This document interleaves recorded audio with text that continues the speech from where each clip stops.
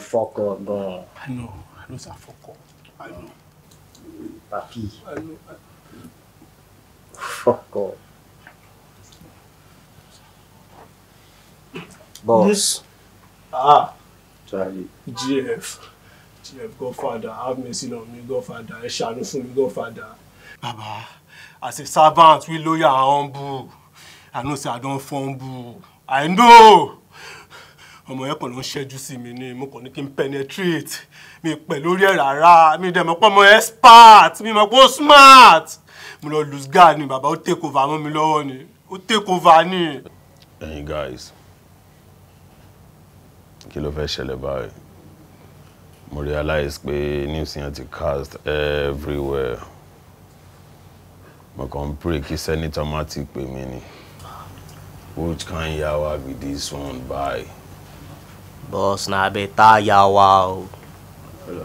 Inú ewu gidi la wà, ọmọ yẹn ti spread news gan. Gbogbo blog, gbogbo ẹ̀ ló ti gbé.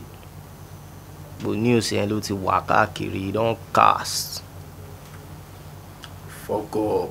The only thing be say one more destination ó ti yé yín.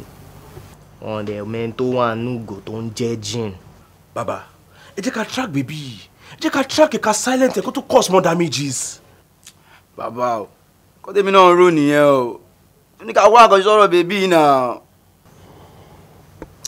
Ìyẹn kọ́ ni nǹkan tó kàn báyìí. Orí bíbẹ́ kọ́ ni oògùn náà rí. Ṣísẹ̀ntẹ̀lé làwọn máa ṣe.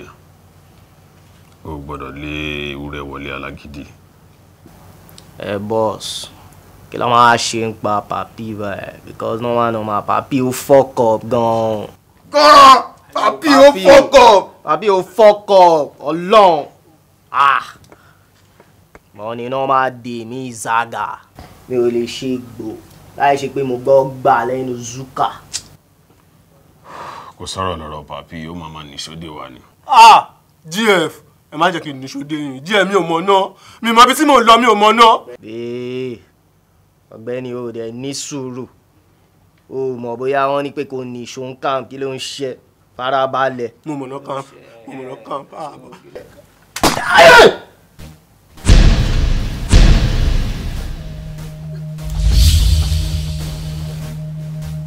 Ọ̀rọ̀ ni mo fẹ́ kó máa níṣòdè wa because kò wúlò láyé mọ́.